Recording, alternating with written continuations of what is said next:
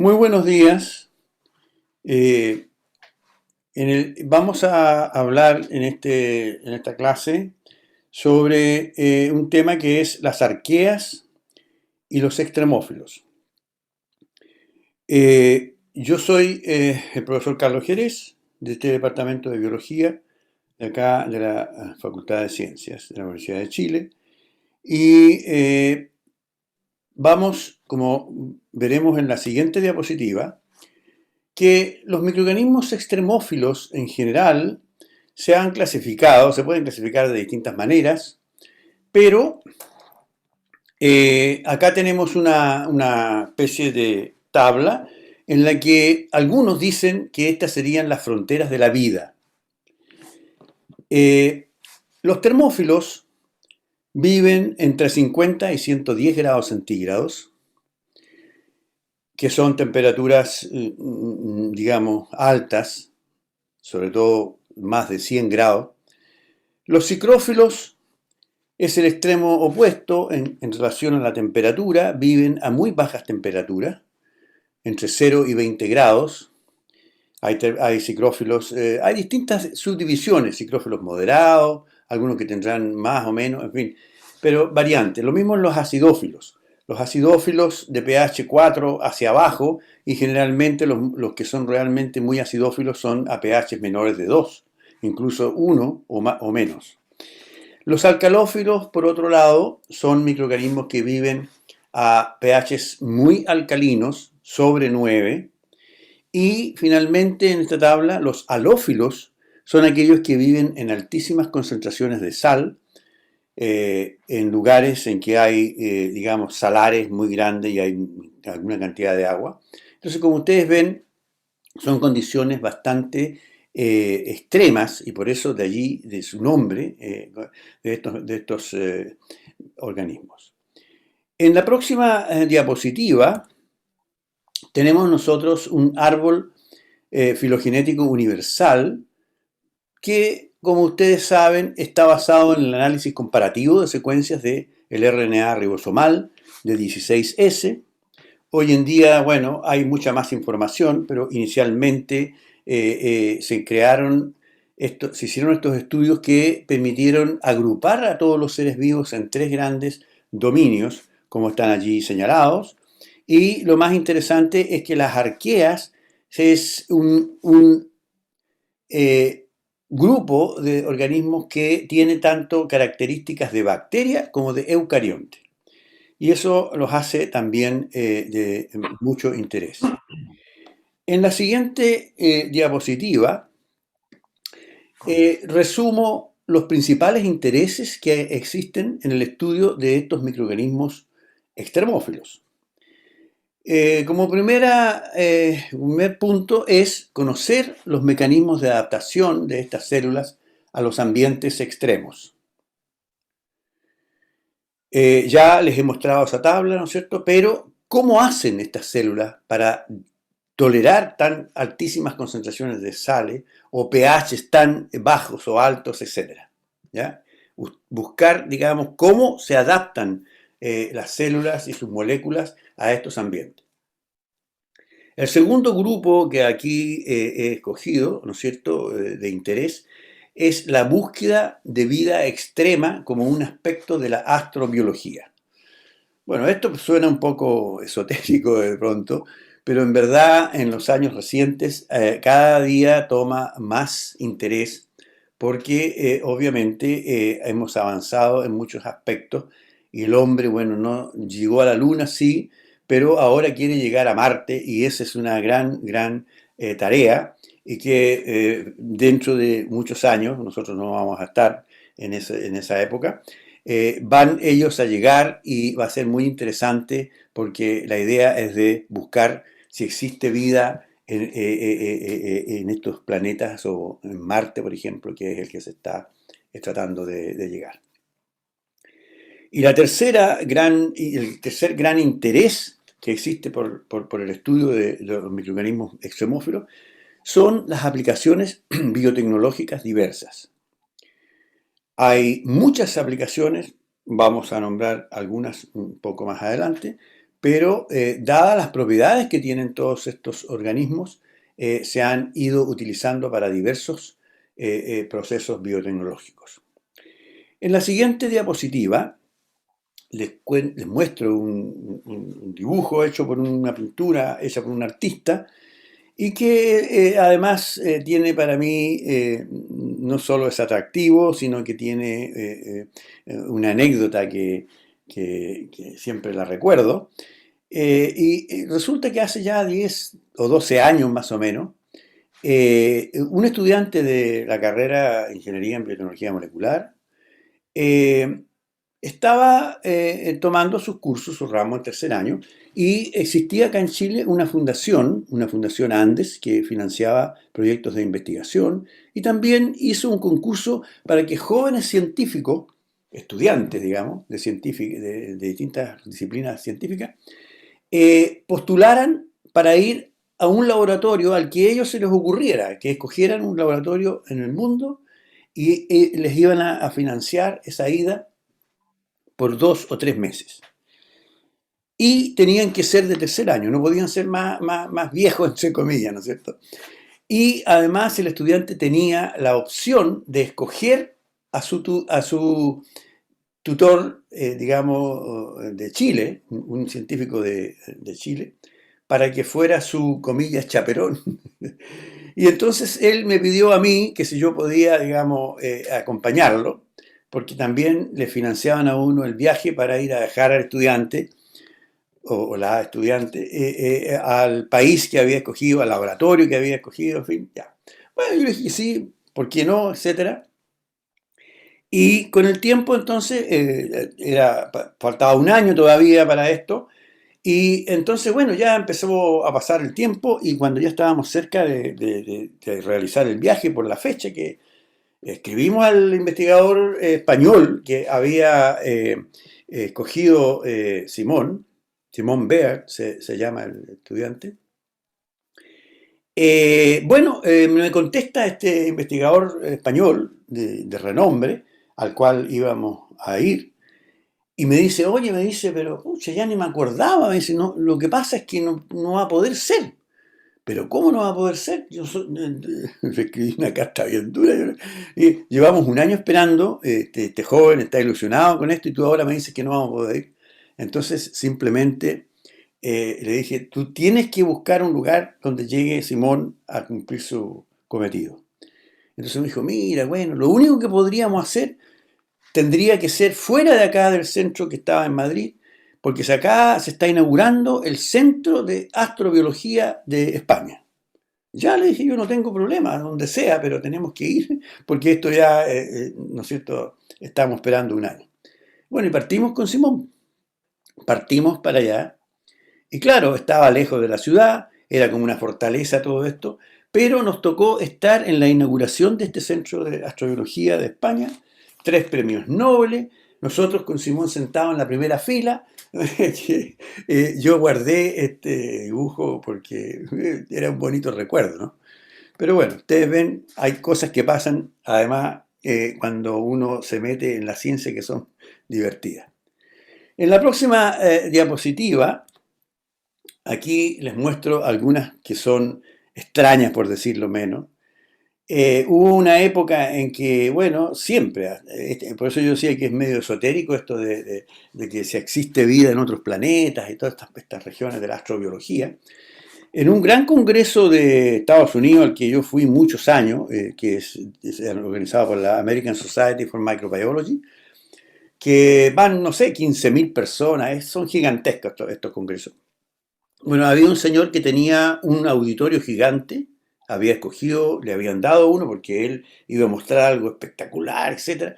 Bueno, y se suponía que era un pedazo de meteoro, un meteoro que cayó en la Antártica, creo que fue en la Antártica, y resulta que era muy interesante analizarlo y ver qué contenía ese meteorito. Y bueno, él, según él, tenía seres vivos, tenía bacterias. Ustedes pueden ver esa foto ahí. Si la miramos, claro, es un pedazo de roca, no sé, o mineral y tiene trozos de mineral y tiene ahí un pedacito que parece un gusanito o podrían ser bacterias, digamos. Está dentro del rango de aumento del microscopio que se usó. Y tenía un show ahí, la gente hacía cola para entrar en la sala de este señor. Pero la verdad es que para poder realmente ver si hay vida en otro planeta, uno tiene que demostrar que hay vida. Y la vida, digamos, ustedes tienen que ver si tiene el ADN, por ejemplo, ¿ya? La partícula, etcétera. Entonces, por eso digo que uno dice por ser cosas son más esotéricas, pero hay que tener comprobaciones muy serias, ¿ya? Entonces, bueno, no voy a extenderme en esto. En la próxima diapositiva muestro algunas hábitats de las arqueas y ustedes pueden ver al lado superior izquierdo, ahí hay aguas ácidas. Aguas ácidas, probablemente esta sea una foto del río Tinto, así llamado por el color oscuro que tiene, y que está en España, y es un río que está en una parte alta, digamos, del origen, y este río va hacia el mar, y es muy ácido y tiene hierro, como se ve por el color, y muchas otras sustancias que se pueden considerar tóxicas. Y tengo un amigo, Ricardo Amils, de España, que bueno, tuvo peleas con la prensa porque querían neutralizar este río y querían convertirlo en algo para vacaciones, etcétera. Y bueno, ganó la pelea Ricardo diciéndole, no, este es un lugar espectacular para estudiar cómo puede ser un modelo de la vida en Marte. Porque Marte se conoce como planeta rojo porque tiene mucho hierro. Claro, está ya oxidado, así como este que también está oxidado con ese color. Pero en verdad lo ha estudiado por muchos años y hay una serie de microorganismos de todo tipo, no solo bacterias, sino que incluso eucariontes que están adaptados a altas concentraciones de metales y de acidez y por lo tanto es una mina de oro, bueno, era mina de hierro, para poder estudiar y conocer estos tipos de microorganismos extremófilos. Y aquí a la derecha, bueno, tienen ustedes ahí un cartoon en el que el autor tiene un grupito de están sin mascarilla, sí, un grupito de extremófilos, ¿no es cierto? Y entonces le pregunta, ¿qué quiere decir con extremo? Nosotros estamos felices aquí, ¿ya? O sea, bueno, son chistes fomes, pero que ilustran un poco que estos seres son distintos, ¿no? Y ahí tenemos, bueno, vamos a mostrar algunas fotos más, seguramente que es el Parque Nacional Yellowstone, el que está en la parte inferior izquierda.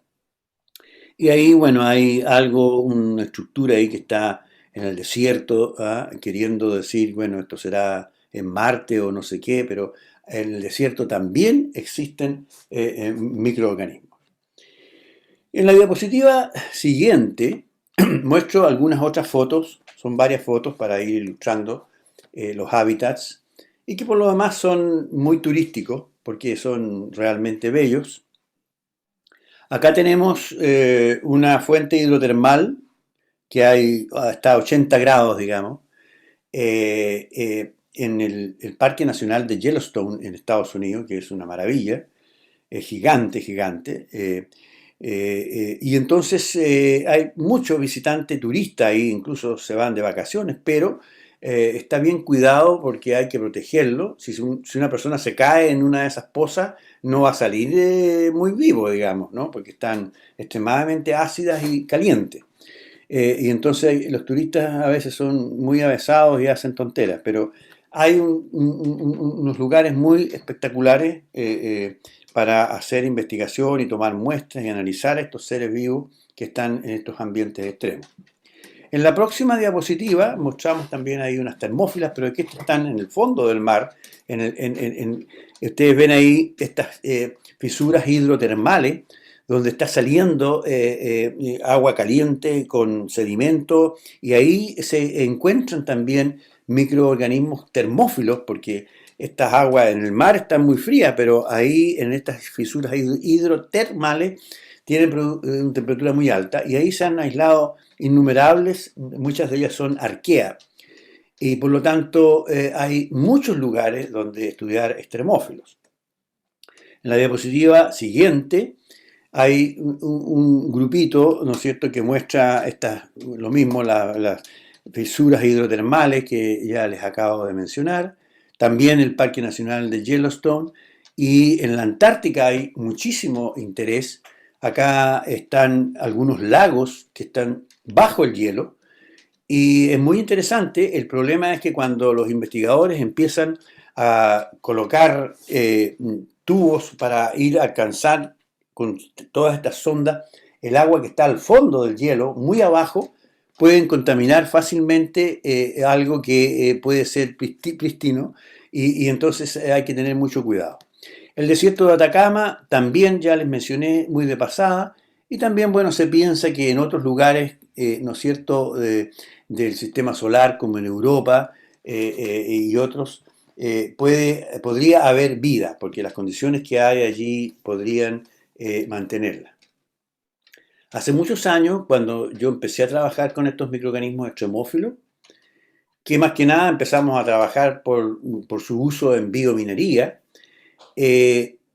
prácticamente no habían investigadores jóvenes que trabajaran en arquea, teniendo nosotros tantos sistemas espectaculares para buscar arquea. Y a lo más, algunos investigadores del norte recibían investigadores de Europa, pero más que nada iban a sacar muestras, y a veces tenían algunas colaboraciones, pero Chile en verdad no hacía prácticamente nada en esta área. Sin embargo, hoy en día es muy importante porque hay muchos jóvenes ahora metidos estudiando extremófilos, ya sea para estudiarlos per se o para, ¿no es cierto?, hacer alguna aplicación. Y eso es muy bueno. Por lo tanto, es un campo abierto, de mucho interés, en el cual Chile tiene muchísimas ventajas. En la diapositiva siguiente les hablo un poco del Mar Muerto, pero no tanto como dice allí, porque está muerto en el sentido de que da la sensación de que ahí nadie puede vivir, pero es muy interesante. Yo tuve también la suerte de ir al Mar Muerto, y aquí se han aislado algunos aloarqueas, halófilos que tienen proteínas que los protegen de los efectos de la sal. Y fíjense ustedes que de estos microorganismos se aislaron los ribosomas, y por primera vez el primer ribosoma que se logró cristalizar fue de este halófilo. Ahí a la derecha tienen ustedes toda la estructura tridimensional de las 50 o más proteínas y los RNAs que tiene este ribosoma, ¿ya? Entonces también es muy interesante ver cómo las células se adaptan a altas concentraciones de sal, porque incluso algunos de estos en el interior tienen una alta concentración de sal, y las proteínas han tenido que adaptarse porque en general las proteínas precipitan con la sal, pero en estos seres vivos se mantienen muy bien. La siguiente diapositiva, vemos ahí algunos investigadores que están extrayendo muestras en el hielo. Ahí tienen especies de brocas con las cuales ellos logran extraer una muestra a mayor profundidad de la superficie. Ustedes ven ahí que hay un colorcillo al final de este bloque de hielo, medio de color café, donde seguramente están los microorganismos en ese pequeño zona donde puede haber suficiente oxígeno, la temperatura adecuada y cosas de ese estilo. Acá también se ve en este caso que hay allí, los halófilos en general producen pigmento, y a veces hay unos lagos gigantescos que uno los ve cuando va llegando al lugar desde el avión, y son de color rojizo debido a esos pigmentos. No, esto es muy bonito en realidad visualmente, ¿no? Hay muchas zonas extraordinarias de conocer, y además están ahí los extremófilos. La siguiente diapositiva muestra ahí también más de cerca cómo los investigadores están extrayendo unas muestras de hielo para poder analizar los seres vivos que están ahí. En la próxima diapositiva también estamos viendo otra que muestra también ciclófilos, y en ellos sus membranas se han adaptado para que sean más duras y así puedan resistir, ¿no es cierto?, estas temperaturas tan bajas en el hielo.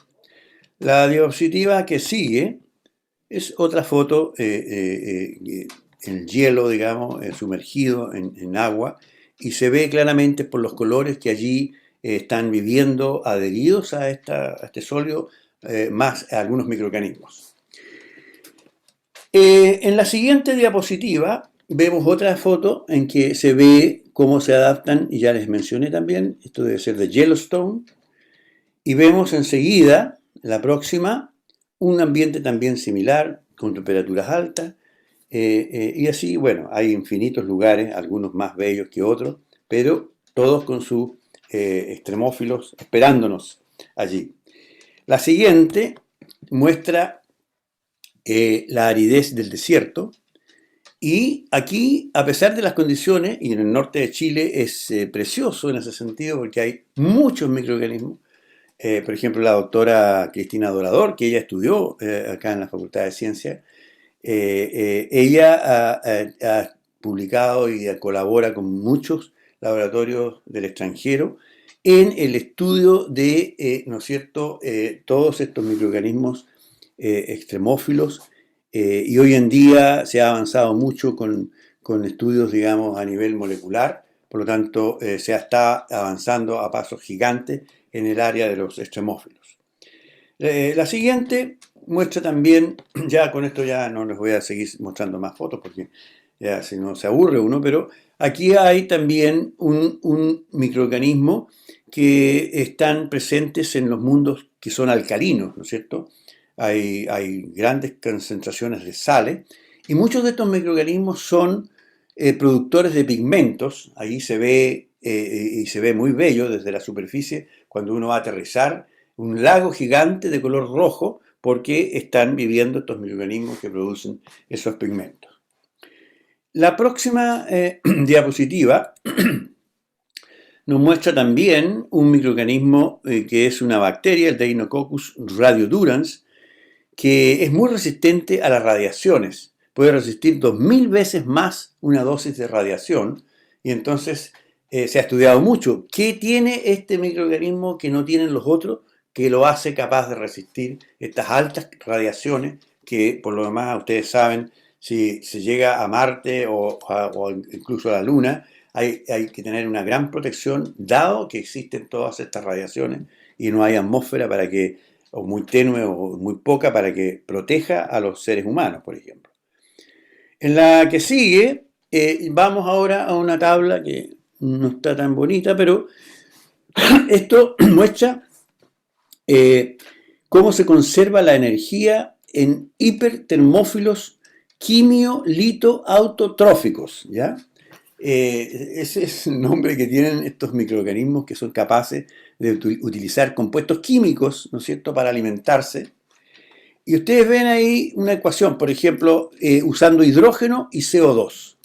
Con eso se genera metano, pero lo más importante es que estas reacciones, en todas estas, la bacteria, el organismo, la arquea, puede sacar electrones. Y con esos electrones, bueno, él utiliza para hacer funcionar todas sus reacciones químicas. Lo mismo hacemos nosotros, digamos. Nosotros usamos el oxígeno, etcétera, pero muchos de estos microorganismos usan otros elementos, como este del hidrógeno.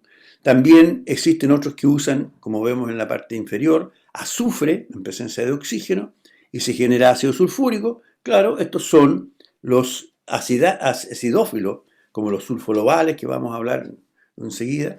También un mineral como la pirita, sulfuro de hierro, en presencia de oxígeno, genera sulfato ferroso, más ácido sulfúrico.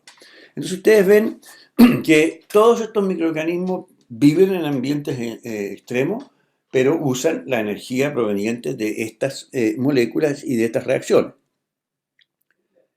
En la que sigue vamos a ver, vamos a mostrar en general algunas de las aplicaciones biotecnológicas de los extremófilos. Nuevamente están clasificados como una de las diapos primeras que les mostré.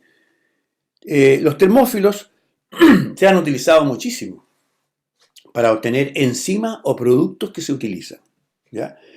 Si ustedes piensan, hay muchas enzimas que se usan a altas temperaturas, proteasas, por ejemplo, para los detergentes que pueden funcionar con agua caliente, hay para el blanqueamiento del papel, enzimas que también resisten el calor, y entonces se ha generado, por ejemplo, las DNA polimerasa. Todo laboratorio que se precie de tal, que haga cosas moleculares, bueno, tiene que usar, ¿no es cierto?, polimerasa, ADN polimerasa, y otras enzimas, y gracias a que los termófilos tienen una enzima que es muy resistente, se ha usado muchísimo, y por muchos años los laboratorios que patentaron esto se hicieron muy millonarios, ¿no? Hay una historia, pero no tengo tiempo para contársela. Y había un chileno ahí que estaba metido con otra compañía y fue bien interesante los juicios y todas las cosas de patentamiento. Pero bueno, esos son los termófilos. Los acidófilos con los cuales nosotros trabajamos, ellos oxidan, como les decía yo, sulfuros y se utilizan mucho en la biominería y en la bioremediación de sitios contaminados con metales. ¿Ya? Por lo tanto, también tienen mucha aplicación. Después están los ciclófilos, que viven a bajas temperaturas. Y también ahí hay muchas enzimas que sirven para lavar la ropa a bajas temperaturas y así se conserva la energía. Hay grandes industrias y mucha investigación en generar nuevas enzimas aplicadas como algunas de las que están aquí. Lo mismo en el caso de los alcalófilos, ¿ya? Que a pH alto también son óptimas para degradar polímeros y se usan también como aditivos en detergentes. Y bueno, esta lista se puede alargar muchísimo porque hay muchas otras enzimas que tienen uso industrial. En la que sigue, la diapositiva sigue, les muestro, porque ya, digamos, a ver, sí, vamos. Les muestro que yo he trabajado bastantes años, y me invitan de vez en cuando. Por ejemplo, en este libro me pidieron un capítulo sobre el uso de microorganismos astromófilos en la recuperación industrial de metales, ¿ya? Esto tiene ya como 10 años por lo menos. Y bueno, si alguien se interesa por leer algunos de estos temas, yo tengo capítulos en varios libros que ya he dejado de escribir porque al final son bastante citados y vistos, digamos. En el internet ustedes pueden ver todos los libros, cuántas veces los miran por año, etc. Y tienen bastante interés. Pero acá en Chile, en realidad, por ejemplo, en los proyectos Fondesit o como quiera que se llamen, ANIT ahora, estas cosas no las suman. No es parte del proyecto, dicen, no hay resultados originales, por lo tanto, no valen. Entonces, uno, claro, obviamente termina dedicándose solo a escribir las publicaciones que sí se suman, y por lo tanto, bueno, pero tengo muchos capítulos que han tenido bastante éxito dentro de estas áreas que son más acotadas, ¿no? La siguiente, bueno, aquí muestra un par de fotos, digamos, para los que no me ven. Esa foto debe tener unos 15 años, 10 años, de manera que, pero la de abajo, estoy ahí en ¿dónde estaremos? No, ahí estoy en el Tatio, ¿ya?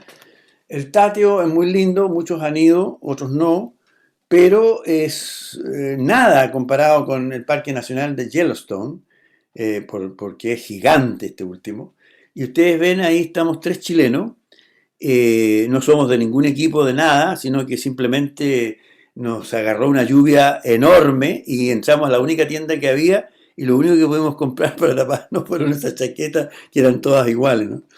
Bueno, ahí está de izquierda a derecha el profesor Davor Cotoraz, mi amigo Romilio Espejo, Premio Nacional, y bueno, yo ahí con bastante menos años que arriba.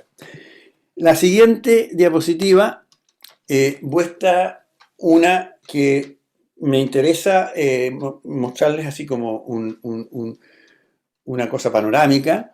Esto está aplicado a la comunidad de biominería, pero es utilizable para cualquier comunidad microbiana que ustedes estén interesados. Y entonces básicamente lo que se hacía mucho antiguamente era extraer un microorganismo, aislarlo de algún medio hasta que uno lo tenía puro y lo podía crecer puro sin otros microorganismos, ¿ya? Bueno, se hacía una extracción de DNA y se podía hacer el análisis de todas sus proteínas, se podía hacer genómica funcional, y entonces era la genómica, ¿no es cierto?, haciendo de a uno de los microorganismos, que igual era bastante trabajoso. Lo mismo se hacía en la proteómica, que ustedes tomaban las proteínas totales de un solo microorganismo y separaban sus proteínas y hacían proteómica, ¿ya? Pero obviamente que así se avanza muy poco y existen comunidades microbianas. Entonces, aquí también, en el caso de la biominería, existe una comunidad microbiana y cuando empezaron ya a aparecer todas las técnicas ómicas, bueno, ahora ya no se hace de a una, sino que uno saca una muestra y hace una librería metagenómica y también puede hacer metaproteómica y metabolómica, en fin. Y todas estas moléculas que se van analizando de una comunidad finalmente hacen que ustedes puedan hacer biología de sistema y conocer a los seres vivos no solo en su entorno, sino que con sus distintas funciones e interacciones. La siguiente muestra, ya con esto ya voy a ir, a ver, finalizando un poco. Hace unos 10, 12 años atrás, tenía un proyecto internacional del Centro de Ingeniería, International Center of Genetic Engineering. Bueno, ya no me acuerdo el nombre en castellano, pero era un laboratorio muy grande que existía en Trieste, en Italia, y ellos daban proyectos para distintos países latinoamericanos, entre los cuales, bueno, Chile también postulábamos, tenía cada país un representante, de manera que a los 10 años de este Centro Internacional de Genética, Ingeniería Genética y Biotecnología, para celebrar sus 10 años invitaron a varios destacados investigadores, hicieron varias presentaciones en distintas áreas, digamos, y yo, como trabajaba con el metabolismo del fosfato, bueno, me pusieron en un área de gente que trabajaba con los fosfatos. Y el chairman de esa sesión era nada menos que Arthur Comber, ¿ya? Premio Nobel, muy destacado. Lamentablemente ya falleció hace unos 10 años atrás o un poco menos. Y bueno, claro, se terminó la sesión y yo me acerqué a conversar con él. Mire, doctor, qué sé yo, me interesa mucho estas cosas que usted está haciendo ahora con los polifosfatos. Me gustaría si usted me puede mandar, no sé, algunos protocolos para yo poder empezar a conocer los polifosfatos. Entonces, o algunas publicaciones, me dice, entonces me mira y me dice, no, yo no le voy a dar a usted nada. Entonces, pero bueno, ¿por qué? No, usted se va a mi laboratorio, viene al laboratorio, yo le invito a que venga a mi laboratorio a trabajar y a hacer las cosas y aprender. Ya, bueno, ¿qué me han dicho? Así que bueno, en realidad por eso digo, fui, comillas, contaminado por los polifosfatos, por este gran científico que ya nos dejó. De hecho, su hijo hace unos pocos años también sacó el premio Nobel. Y bueno, entonces, para terminar esta sesión con las arqueas, les voy a contar un poquito de lo que hacemos nosotros. A ver, en esta diapositiva les ilustro lo que son los polifosfatos. Los polifosfatos son cadenas largas de fosfatos unidos por enlace fosfodiéster. O sea, es como un ADN pelado, porque no tiene ni los azúcares, ¿no es cierto?, ni tiene las bases nitrogenadas, sino que solo los enlaces fosfodiéster y puros polifosfatos unidos, y pueden llegar a largas cadenas de 1000 fosfatos unidos, y más aún se ha visto que en las células se encuentran formando gránulos, o sea que puede ser una reserva muy grande de fosfato, por lo menos. Estas son fotografías al microscopio electrónico que hemos sacado en nuestro laboratorio en distintos arqueas, digamos, hipertermófilas, y ahí en las flechitas ustedes pueden ver los gránulos que no se tiñen en estas preparaciones, son gránulos densos al paso de los electrones y por eso es que aparecen oscuros. Y aquí, bueno, hay unas arqueas, ya no me acuerdo cuál, sulfolobus olfatárico, sulfolobus metallicus, debe ser este que tiene más polifosfato, y otros como sulfolobus ácido caldario o sulfatárico tienen muy poco, no llegan a tener gránulos, pero igual tienen polifosfato, ¿ya? Es una ampliación de estos gránulos para que ustedes los vieran en más detalle. Entonces la siguiente diapositiva les muestra una reacción muy sencilla y que es que el polifosfato se sintetiza a partir de ATP y la enzima que lo sintetiza se llama polifosfato quinasa, PPK. Y bueno, da como producto una cadena de polifosfato con un fosfato más, que va aumentando el número N, ¿no es cierto?, hasta ser más largo. Y nos da como subproducto ADP. Ahora, esta es una reacción reversible y es muy importante porque cuando hay exceso de ADP, porque hemos usado en la célula mucho ATP, esta reacción se revierte y podemos entonces usar los polifosfatos como reserva de energía, porque vamos a regenerar ATP cuando la célula lo necesite. En esta diapositiva que sigue, les muestro brevemente algo que nos interesó a nosotros, como estábamos trabajando con microorganismos que se utilizan en la biominería, y ahí hay altas concentraciones de cobre, que es tóxico para los seres vivos. Quisimos ver cuál era la resistencia a cobre de estos microorganismos, y ustedes ven que el Acidiobacillus ferrooxidans, que es una bacteria acidófila, bueno, puede aguantar o tolerar hasta 800 milimolar de cobre, ¿ya? La Escherichia coli tolera 3, 4 milimolar, para que ustedes vean la diferencia. Y si medimos en estos microorganismos los niveles de polifosfato, ustedes ven que tiene 400 nanomoles por miligramo de proteína.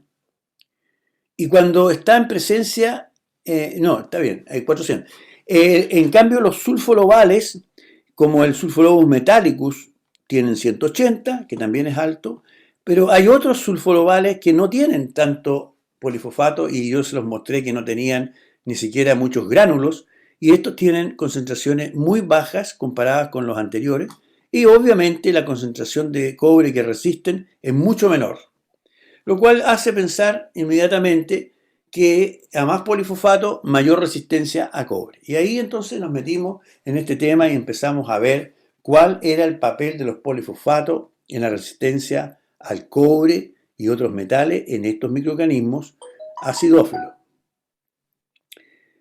En la diapositiva siguiente tenemos aquí una tabla, todas las tablas con muchos datos son lateras, pero le quiero ilustrar solamente que esta compara la presencia de posibles enzimas PPK, que sería la que sintetiza el polifosfato, y la presencia de la que los degrada, que sería la PPX, y aquí se ve cuáles de estos microorganismos tendrían los genes para estas enzimas.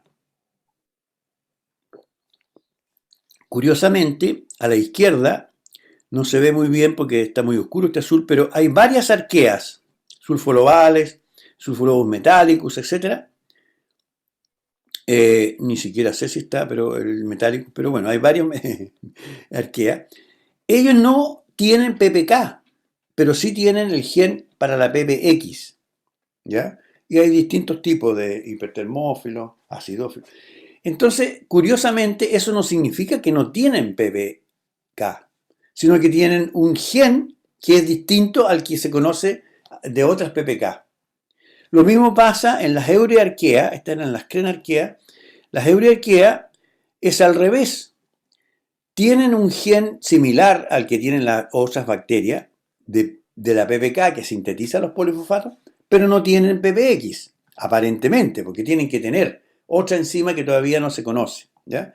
Y así, bueno, acá hay bacterias y las bacterias casi todas tienen prácticamente tanto la PPK como la PPX, que son las enzimas que mueven los polifosfatos, los sintetizan, los degradan etcétera. La siguiente, les voy a mostrar 2 o 3 publicaciones en estos temas que nosotros hemos realizado, para no latear, digamos. Por ejemplo, una revisión que hicimos en la revista Streamophiles hace unos 10 años atrás, sobre los polifosfatos inorgánicos en los extremófilos y su posible función, ¿ya? Nosotros vimos, por ejemplo, en el que más de estos microorganismos que más resiste cobre, que es el Aciditibacillus ferrooxidans, bueno, vimos que al medir los niveles de polifosfato que tiene esta bacteria y someterlo a un tiempo de cultivo en ausencia o en presencia de cobre, vimos que los polifosfatos bajaban rápidamente a medida que aumentaba el tiempo en presencia de cobre. En cambio, el control sin cobre no le pasaba nada. Eso fue un primer indicio de que los polifosfatos eran muy importantes para la resistencia de cobre de estos microorganismos. Y al medir los niveles de la enzima PPX de este Aciditibacillus, que es la enzima que hidroliza los polifosfatos, vemos que en presencia de cobre, a través del tiempo, se produce una mucho mayor actividad de la PPX. Claramente, acá se está degradando el polifosfato y acá se está sintetizando. Entonces, se fijan ustedes que indica y comprueba que el polifosfato es muy importante para que estos microorganismos resistan la resistencia a metales, y por ello es que tienen esos gránulos que les mostraba anteriormente. Algunas últimas diapositivas que ya vamos a terminar. También tengo una publicación reciente, bueno, acaba de salir una ahora en enero, en Sulfologous también, sobre los polifosfatos, pero esta es una proteómica cuantitativa que hicimos y se estudiaron estas proteínas en estas arqueas en presencia de cobre para buscar cuáles serán los mecanismos de resistencia al cobre que poseen.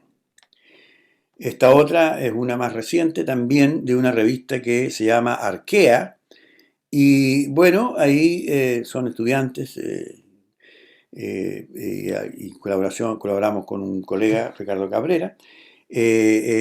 Algunos son estudiantes de pregrado, otros son de doctorado, en fin. Pero ustedes ven que nos interesa mucho ese tema, estamos constantemente tratando de encontrar cosas nuevas en relación a estos polifosfatos.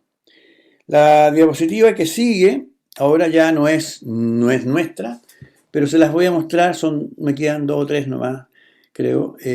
Es un trabajo que apareció hace pocos años, unos 4 años atrás, y que me interesó muchísimo porque apareció primero en una muy buena revista, ¿no es cierto? Es Molecular Cell, y habla de que los polifosfatos sería una chaperona primordial, ¿ya?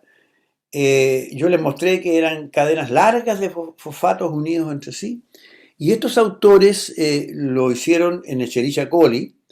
No les voy a mostrar los experimentos, los resultados, que son bastantes, digamos, numerosos y complicados de seguir porque tienen mucho detalle, pero un esquema en esta diapositiva que ellos usan como para fijar la idea del papel que tendrían los polifosfatos como una chaperona. Ustedes no sé si han oído, pero seguramente que lo van a saber, existen proteínas que se llaman chaperonas. La chaperona, como su nombre lo dice, la chaperona es alguien que cuida, ¿no es cierto?, a alguien que necesita que lo protejan y lo acompaña a todas partes, ¿ya? Puede ser personas, pueden ser, en fin. Las proteínas, entonces, son estructuras muy importantes, muy estructuradas y muy delicadas a la vez, porque pueden dañarse por agentes oxidantes, por ejemplo. Entonces, hay un agente oxidante como este que está aquí, el hipoclorito, que si ustedes le agregan a esta proteína, se daña la proteína. Esa proteína queda dañada porque oxida grupos de los aminoácidos y esa proteína está dañada y entonces tiene dos opciones. Si está muy dañada, simplemente la proteína no se salva y se agrega. Y esta proteína que se agrega se hidroliza y se usan nuevamente los aminoácidos de la célula para volver a sintetizar proteína. Pero si no estaba tan dañada como para que se agregue, esta proteína se une a los polifosfatos, a las cadenas estas largas de polifosfato, y forma este complejo polifosfato-proteína. Y este complejo ahora, en presencia de las chaperonas proteicas que tienen todas las células, que son las proteínas DNAK, DNAJ y GRPE, estas proteínas per se son capaces de plegar en forma nativa las proteínas. Pero también el polifosfato tendría este papel de una chaperona inorgánica, porque cuando las proteínas son cuidadas, unidas por este polifosfato, tienen la capacidad, a pesar de haber sido dañadas, de que se repliegue y vuelva a recuperar su estructura nativa. Entonces, en el fondo, los polifosfatos estarían haciendo un rol de una chaperona para impedir que la proteína se denature, porque se une a ella e impide que eso ocurra. Entonces eso es muy, muy bonito y a nosotros nos interesó mucho, y en el proyecto actual que tenemos de Fondesit o de ANIT, estamos estudiando el papel de chaperona molecular de los polifosfatos en estas arqueas que yo les he mencionado. Y bueno, ya en el último par de diapositivas, es interesante porque la gente ya está pensando en lo que sería la biología sintética del espacio, ¿ya? Esto de pensar, ¿no es cierto?, la astrobiología y los viajes planetarios, qué sé yo. Bueno, salió este artículo que es bastante interesante hace 2, 3 años atrás, 2015, un poco más.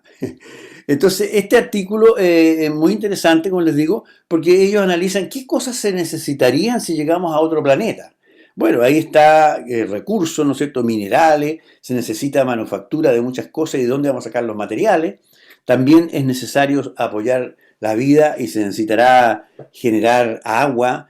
Tendremos que tener, ¿no es cierto?, medicina del espacio para poder llegar allá.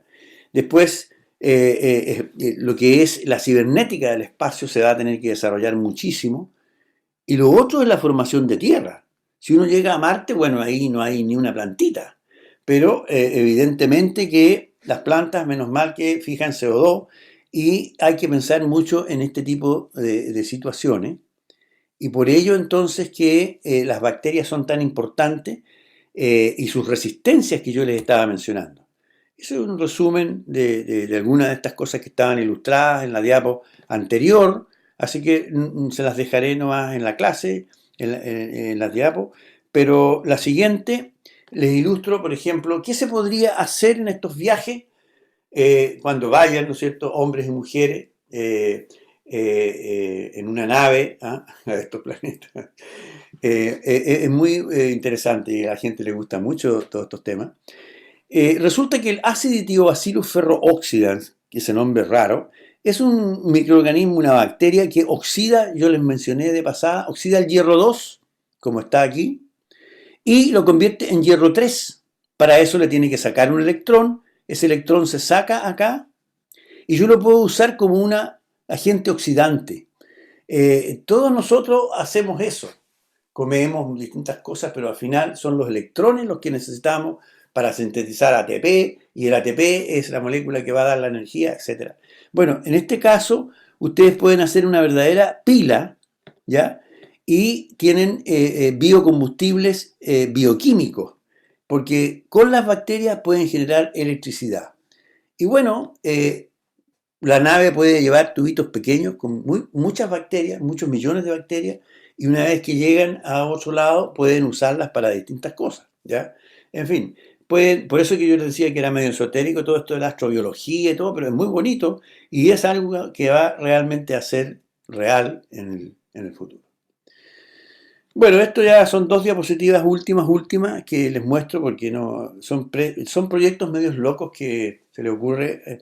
La NASA financia muchos proyectos relacionados con estos temas, pero se los da generalmente a los norteamericanos. ¿Ah? Es solo para gringos.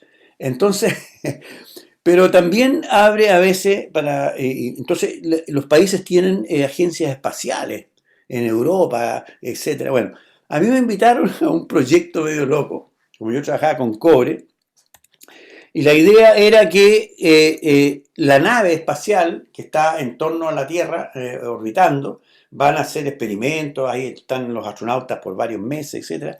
Bueno, ahí se enferman también, hay bacterias, entonces la idea era poder proteger a los astronautas mediante el uso de aleaciones de cobre.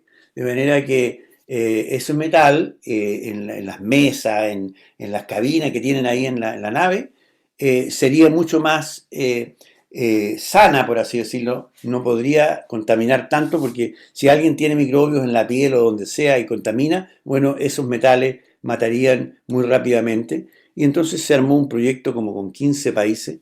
Bueno, ahí estoy metido en la Universidad de Chile, entre muchos otros países. Pero, lamentablemente, estos proyectos son extremadamente competitivos y no ganamos el proyecto. Quedamos justo debajo de la línea de corte. ¿Ya? Pero fue bien interesante de todas maneras. Fíjense ustedes que yo tuve que buscar porque alguien tenía que firmar, todos los países que participaban tenían una agencia espacial. Entonces yo dije, churra, ¿Chile tendrá una agencia espacial? No tengo idea. Empecé a buscar en el internet y no van a creerme que Chile tenía una agencia espacial. En el año 2011 se creó la agencia espacial en el gobierno del actual presidente. Y resulta que esta agencia, busqué, tuve que llegar al Ministerio de la Aviación, en fin, ya no existía, duró un año, ¿ya? Y se creó porque si no tenían una agencia espacial, ¿cómo iban a comprar satélites e iban a aprender de los satélites? Entonces, bueno, se compraron muchos satélites seguramente, tuvieron esta agencia espacial y ya nunca más existió. Por lo tanto, lo que no me quedó otra que yo firmar con mi nombre, como que era yo, la agencia, y así, bueno, presentamos el proyecto. Pero como les decía, lamentablemente no ganamos. Y la última diapo no se las voy a hablar, pero es otro proyecto ese que es más es acá en Chile, pero también es muy interesante porque es un túnel bajo tierra y ahí, bueno, hay cosas que se pueden hacer que no se pueden hacer arriba y es con unos físicos que estudian unas partículas que en la atmósfera no se pueden ni siquiera ver porque son tan tenues y son tan pequeñas que la radiación cósmica tapa todo. Pero en este túnel a mil metros bajo tierra, ahí se está armando un laboratorio, que es el laboratorio Andes, pero no sé últimamente en qué quedó porque todo esto tienen que participar los gobiernos, nosotros estamos haciéndolo con Argentina, en fin, pero igual es bonito que ustedes sueñen por último y algunas de estas cosas pueden realmente resultar. Así que eso es, finalmente, les agradezco mucho por su atención y entonces aquí quedamos.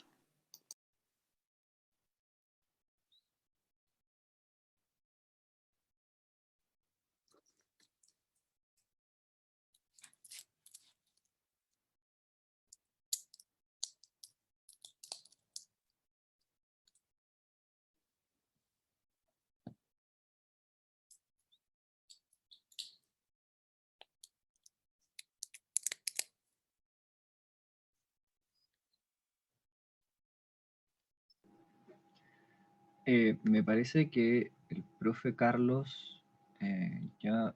Ah, aquí está. ¿Profe nos escucha? ¿Sí los escucho? Muy bien. No sé si tenemos tiempo quizás para resolver alguna duda de algún alumno. No sé si usted cuenta con tiempo.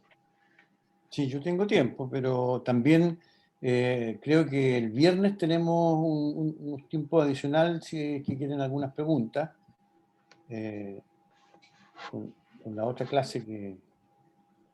Sí, el viernes en la sesión de discusión de las clases de la semana, pero no sé si quizás hay alguna duda cortita que tenga algún alumno en particular, o si no podemos dejar al parecer la clase hasta acá y esperar después a la clase de la profesora Rosalba a las 10:15.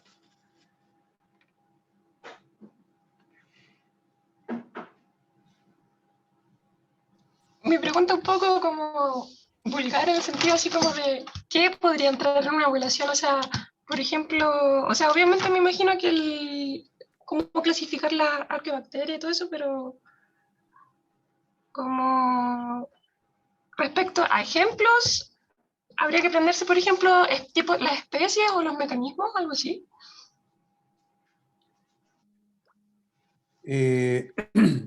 No te entiendo bien la pregunta, porque ¿qué quieres saber tú? ¿Sobre las arqueas? ¿Sobre los mecanismos que tienen? ¿Podría ser un No, poco más explícita? no, más que nada así como qué se espera que nosotros aprendamos respecto a como a los ejemplos, o sea, por ejemplo, los mecanismos o la especie, porque igual de repente hay profesores que esperan como más, que nos aprendamos los ejemplos, así como la especie y todo ese tipo de cosas como más de memoria, entonces es como más que nada para cómo enfocar el estudio. Sí, bueno, no, de memoria es muy difícil porque hoy en día los genomas secuenciados de microorganismos son millones, entonces nadie se va a saber nada de eso de memoria, para eso están las bases de datos. Lo que a mí me interesa es que los estudiantes se entusiasmen por un tema, que les apasione, y ahí van a ir estudiando poco a poco y van a poder, ¿no es cierto?, ser expertos en ciertas áreas. Y para eso entonces van a tener que conocer más los mecanismos. Acá yo no les hablé prácticamente de mecanismos, porque es imposible, son muchas las arqueas que tienen variaciones. En la clase de bioquímica ustedes aprenden los mecanismos, ¿no es cierto?, básicos del metabolismo, estructuras de enzimas, etcétera, que son válidas para todo esto con sus variantes. Claro, un hipertermófilo tiene distintas proteínas en el sentido de que tiene que tolerar temperaturas más altas, pero básicamente son muy similares todos los mecanismos, ¿ya? Excepto algunos que le dan alguna propiedad específica. Pero claro, esta es una clase así más bien ilustrativa, a mí no me interesaba darles un montón de ecuaciones, etcétera, y yo creo que lo que me interesa más son los conceptos y que se entusiasmen por algunas cosas que se pueden hacer acá en Chile, y luego se van a convertir en especialistas y van a buscarle hasta la última, digamos, detalle molecular o bioquímico a lo que ustedes escogen, ¿ya? Obvio que tienen que estudiar algunos como ejemplos, porque si no queda en el aire, ¿no? El metabolismo es una de las áreas difíciles, y estos microorganismos extremófilos en general tienen un metabolismo básico, pero está adaptado a sus condiciones, entonces tienen muchas diferencias.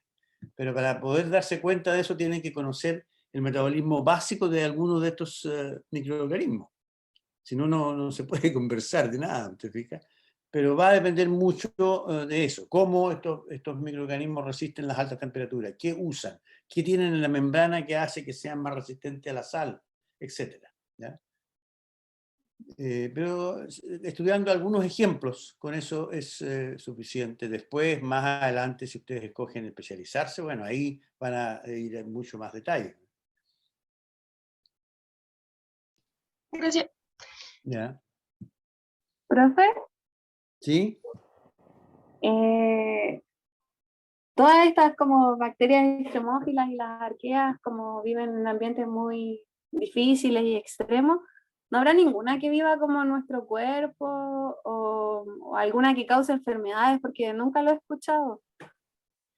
Sí, hay arqueas, es que como los métodos han ido evolucionando y perfeccionándose mucho en sensibilidad, en número de muestras que se pueden analizar, hoy en día ya se conocen arqueas en el cuerpo humano. Ahora, son bien interesantes de estudiar, no hay mucho conocimiento aún, las que más se han estudiado son estos ejemplos que yo les he dado, pero básicamente con que ustedes estudien las más conocidas, van a tener una base ya bastante amplia de lo que puede ser el metabolismo de una arquea, por ejemplo.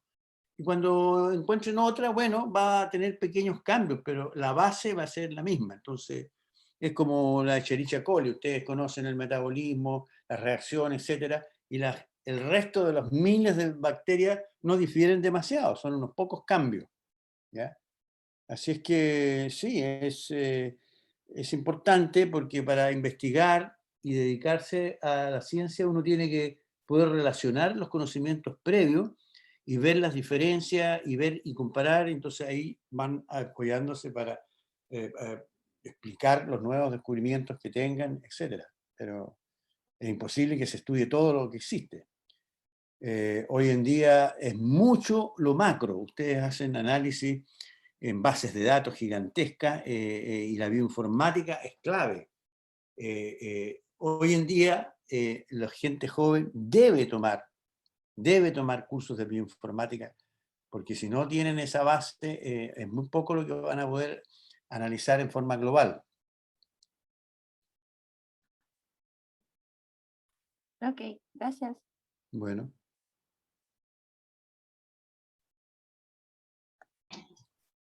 Profe, Sí, en la Antártica entonces no habrían como microorganismos así como en la superficie y todo eso. no, sí hay microorganismos. Porque, por ejemplo, yo no he ido a la Antártica, ya a esta altura de mi vida no sé si quisiera ir tampoco, pero porque, bueno, son condiciones bastante difíciles, hay mucho frío, etc. Pero y van en la primavera supuestamente o en el verano, que en realidad igual tendrán 3 grados con suerte, pero es importante que hay microorganismos. Lo que uno tiene que definir es qué quiere estudiar. En la Antártica llegan muchos animales. Llegan, bueno, yo no soy experto ni mucho menos, pero hay focas, hay, no sé, pájaros por miles, y estos pájaros comen peces, comen crustáceos, defecan. Entonces hay microorganismos en las heces, es decir, hay microorganismos en la superficie que son de animales, marinos, etc. Ahora, a uno le puede interesar estudiar esos microorganismos y tomará ese tipo de muestras. Pero si ustedes quieren buscar nuevas arqueas, bueno, podrían sacar, porque pueden haber algunas allí, pero también pueden hacer esas muestras que yo les mostraba, cómo hay que hacer una especie hay que cavar con cierta profundidad y ahí tomar las muestras, porque ahí serán las muestras que tienen microorganismos que viven habitualmente allí. ¿Ya? Entonces hay que definir qué es lo que se quiere estudiar y escoger algo, porque son muchísimos los tipos de microorganismos que están presentes. Que claro, pregunto porque como decía que los límites de la vida era como hasta 0 grados, me imagino que en la superficie debe haber como menos 40 grados, entonces por eso me preguntaba. Por eso que no están ahí en la superficie misma, sino que, si te fijaste, tienen que sacar muestras más abajo, no en la misma superficie. Y en la superficie, claro, están fecas de animales, ahí se forman verdaderas cantidades enormes, pero esas son bacterias de pájaros o de, ¿entiendes?, animales. Y no necesariamente están ahí en la Antártica porque estos animales llegan ahí. Pero por eso tú tienes que definir qué quieres estudiar. ¿Quieres estudiar las bacterias que son propias de la Antártica? Las otras también lo son porque los pájaros están ahí, pero me refiero a que están bajo el hielo, que viven ahí. Entonces es interesante conocer cómo se alimentan, qué metabolismo tienen, es igual a todas las otras, etcétera. Se está estudiando mucho a distintos niveles.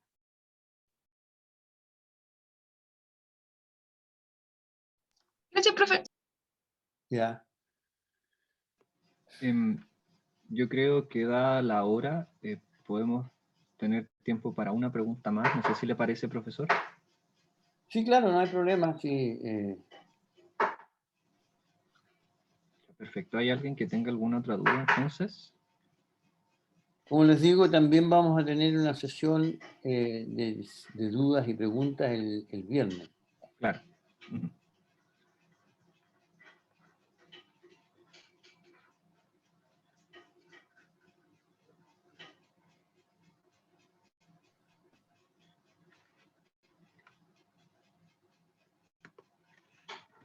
Bueno, al parecer nadie más tiene dudas, al menos por ahora. Ya, muy bien. Les agradezco mucho también que hayan asistido y que espero que no se hayan aburrido mucho.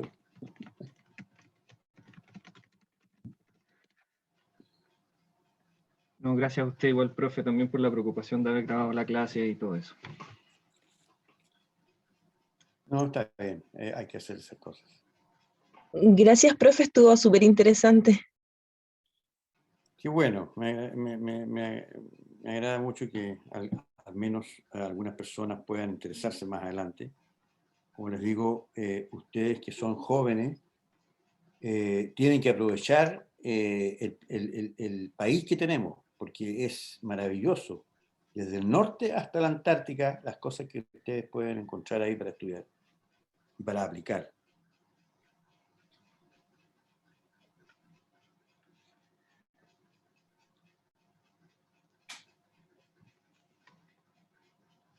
Chao, profe, que esté muy bien y muchas gracias. Ya, gracias a todos ustedes.